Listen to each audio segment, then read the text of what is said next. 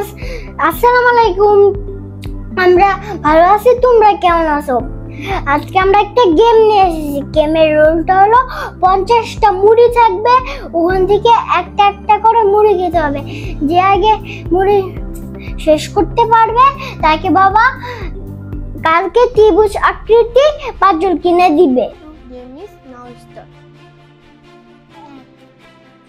2 3 4 5 6 7 8 9 10 11 12 13 14 15 16 17 18 19 20 21 22 23 24 26